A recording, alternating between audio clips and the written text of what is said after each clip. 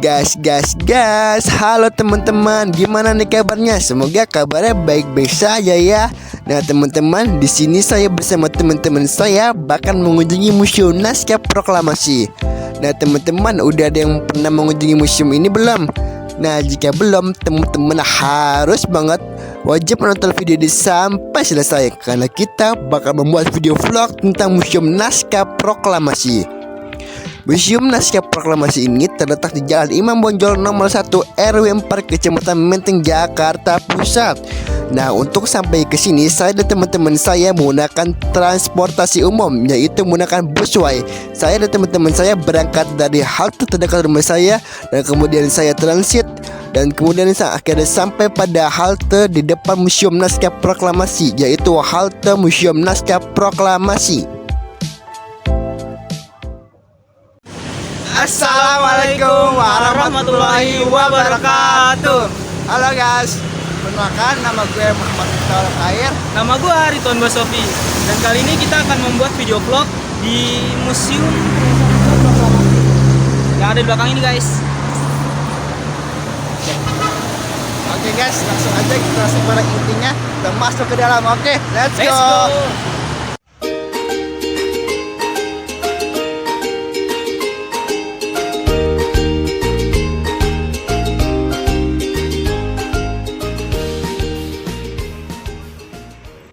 Oke guys, langsung aja kita masuk ke dalam. Dan kita bertemu dengan teman kita di sini. Dan kita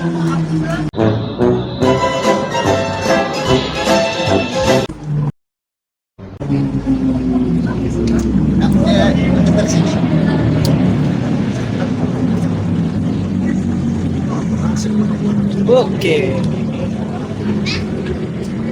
Oke guys, ini adalah tiketnya dan kalian bisa lihat di sini adalah keterangannya dan tertera harganya Rp1.000. Kalian bisa membelinya di sebelah saya.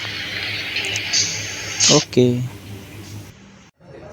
Nah guys, pada bagian pertama di sebelah kanan kita bisa melihat ada sebuah poster yang tergantung di atas mengenai aplikasi museum digital yang bisa di scan, dan juga mengenai free wifi dalam museum ini.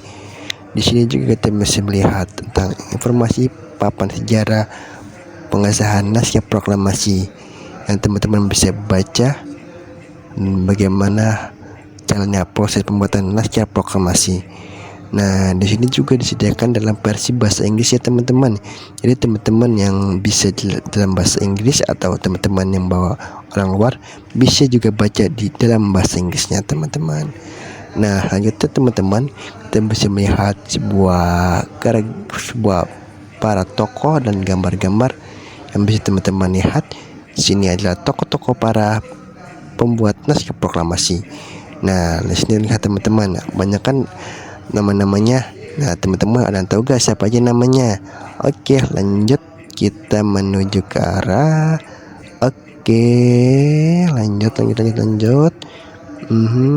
Ya, dan iya, kita langsung menuju ke arah teks Naskah Proklamasi. Nah, teks ini diketik oleh Sayuti Melik ya teman-teman pada tanggal 17 Agustus 1945. Dan selanjutnya kita menuju ke arah, nah ini teman-teman, ini adalah sebuah meja dan baku yang biasa digunakan untuk rapat oleh para pengesah Naskah Proklamasi.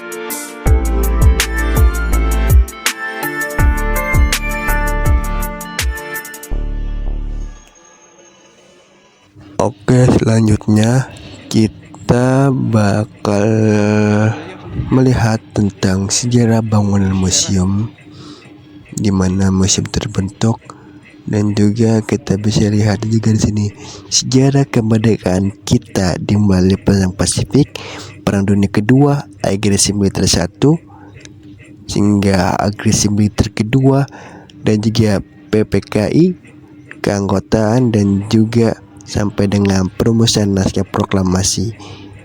Nah, di sini dijelaskan bagaimana proses perumusan naskah proklamasi yang dilakukan dan ruangan mana yang dilakukan oleh orang-orang yang mengetikkan naskah proklamasi. Teman-teman bisa baca dan lihat, dan juga lihat tentang teks naskah proklamasi. Selanjutnya di sini juga dijelaskan tentang siapa saja tokoh-tokoh yang terlibat dalam perumusan naskah proklamasi. Nah, ini juga yang kita sudah lihat di sebelumnya.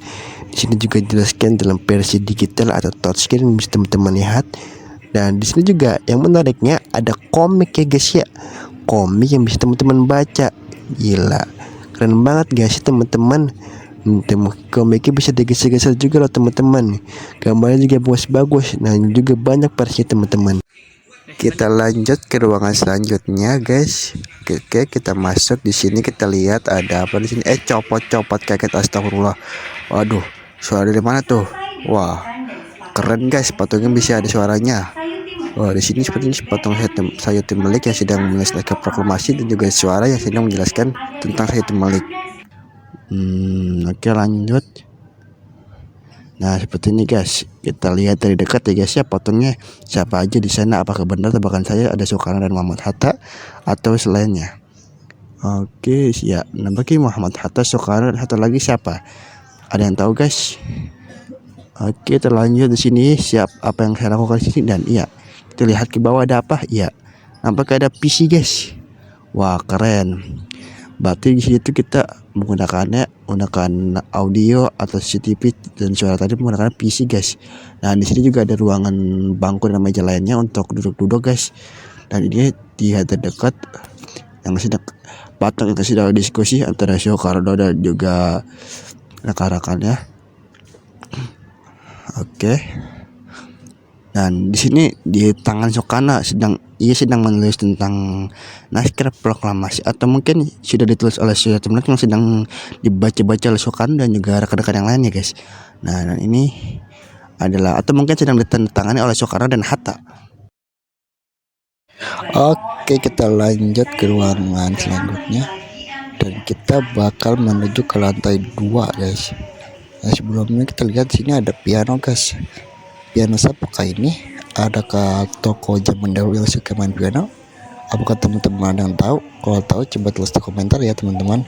Oke, kita naik. Wah, ini tangganya dilebihin oleh karpet merah guys, seperti karpet kerajaan nih guys ya. Wah, di sini kita lihat ada peringatan dilarang merokok guys. Tuh, diingetin lagi guys, jangan sampai ada ngerokok di dalam museum guys. Masa di museum kita ngerokok? Wah, jangan deh guys ya. Udah diingetin tuh 2 kali guys. Oke, kita naik di sini, tangganya juga banyak ke sini guys. Dan ini nampakan kita lihat dari atas ke bawah guys. Karpet merahnya ini benar-benar seperti kayak kepresidenan guys, kayak kerajaan juga gitu loh. Nah, di sini sepertinya banyak ruangan. Nah, di depan kita ini ada informasi tentang mengenai prolog yang bakal menceritakan tentang bagaimana sejarah Indonesia merdeka.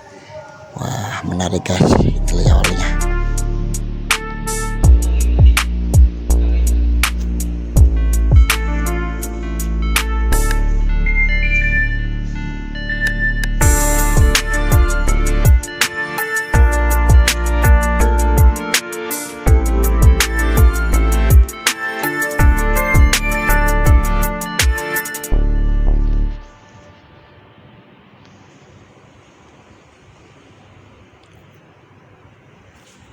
Oke guys, kita menuju ke tangga selanjutnya guys ya. Ini tuh sebenarnya tangganya tuh berada di ruangan sebelah kanan yang pertama kita review guys. Nah, ini sebenarnya tangganya kita tidak tahu guys ini bisa dipakai atau enggak. Makanya saya coba untuk menaiki tangga ini untuk membuktikan bisa atau tidak dipakai dan menuju ruangan mana guys. Ya guys, saya coba bakal masuk di sini. Ada sebuah pintu. Apakah pintu ini bisa dibuka?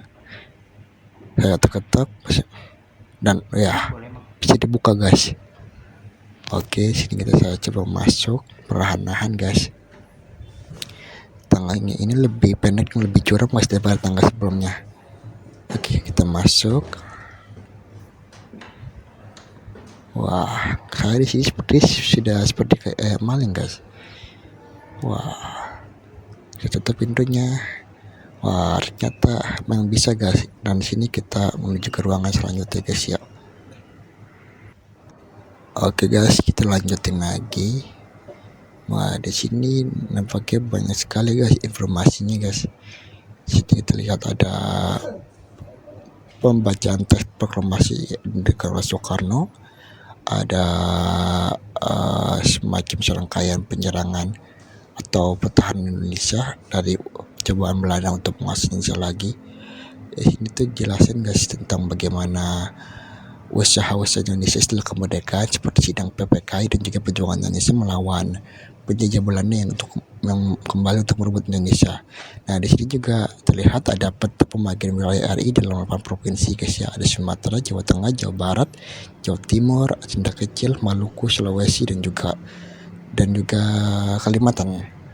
Wah, ternyata provinsi dulu di Indonesia itu belum banyak yang ada sekarang guys ya. Sekarang 34, dulu cuma ada 8 guys.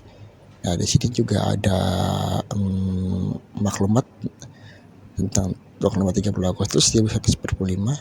Ada pembentukan kabinet RI yang pertama tentang bagaimana sistem pemerintahan Indonesia dibentuk pada awal kemerdekaan guys. Semua itu dicatat dan dijelaskan dalam bahasa Indonesia dan bahasa Inggris. Juga ada rapat kabinet yang dilakukan oleh pemerintah. Nah, di sini ada sebuah patung yang bernamakan siapa guys?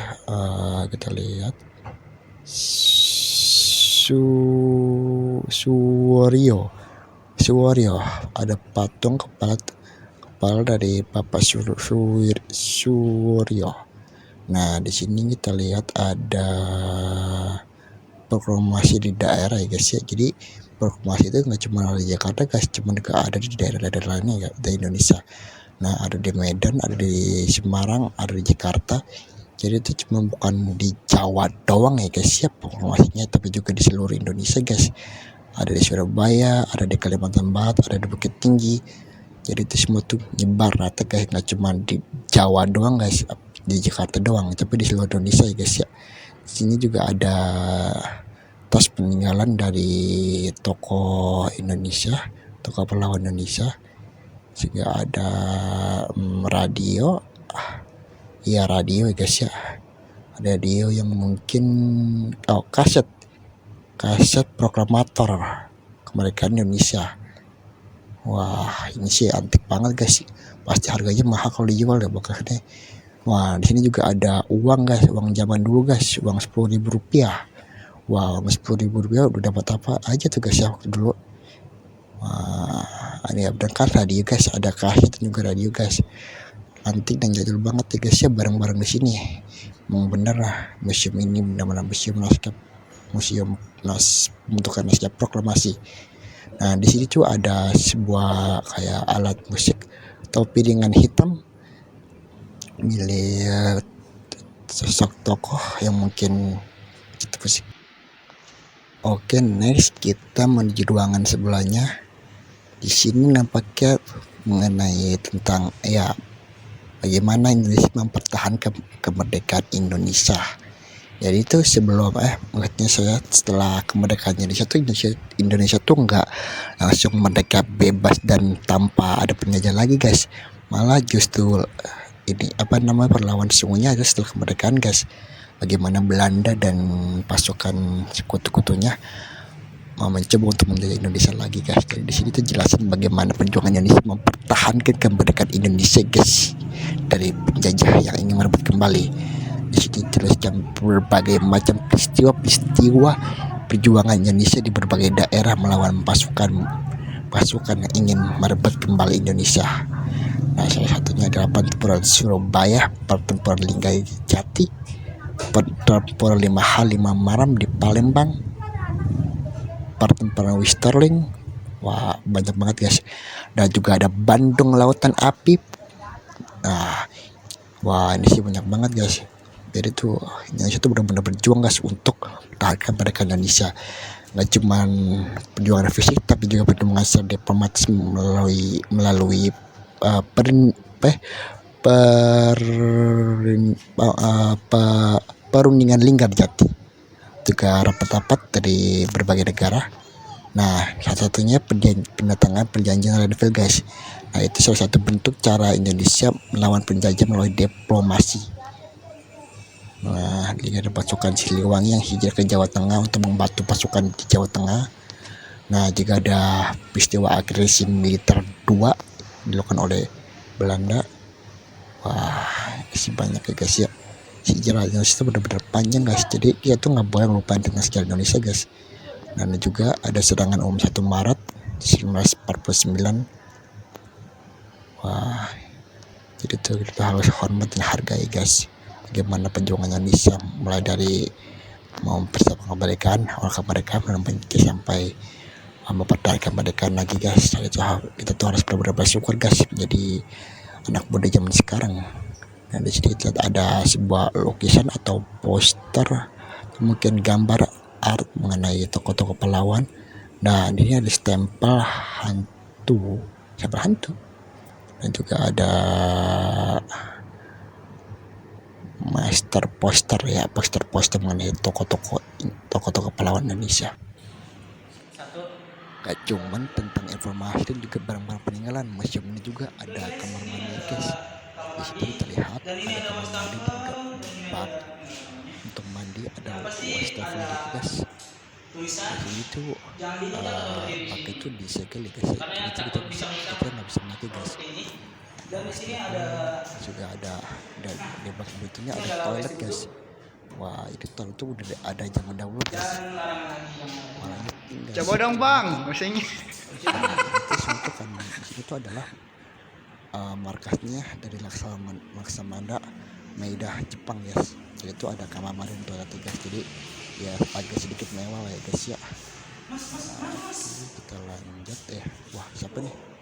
Wah, bener guys. Oke guys, di sini kalian bisa lihat di sebuah ruangan ini terdapat banyak informasi-informasi penting pada masa perumusan naskah proklamasi.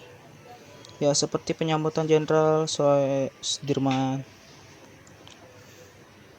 Nah, kalian bisa lihat. Kalian juga bisa menggunakan aplikasi yang bernama CG. Ya, terdapat di Play Store. Cuma saya nggak tahu ya, kenapa nggak bisa ngedownloadnya. Ya, kemungkinan karena HP saya terlalu gitulah. Nah,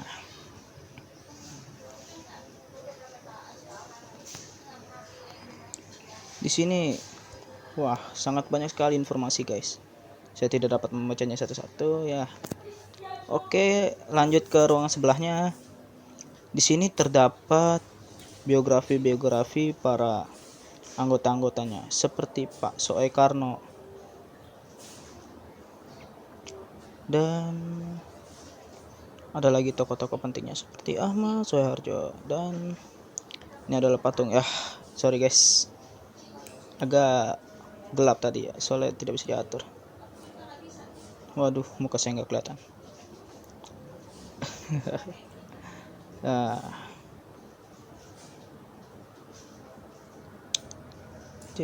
dan di sisi kanan ini adalah baju atau pakaian dari peninggalan ya, Anang Abdul Hamidan. Dan siapa ya? Nah, Profesor Dr. Suepomo. Dan ini adalah baju dari Gusti Ketut Weca. Ya, kelihatannya kameramennya.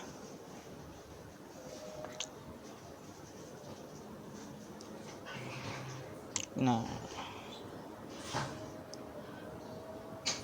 masih biografi juga guys. Dan di sini ada benda-benda peninggalan pada zaman itu seperti Iwa Kusuma Sumantri ya, ini seperti buku. Nah, itu apa lagi? Saya tidak tahu.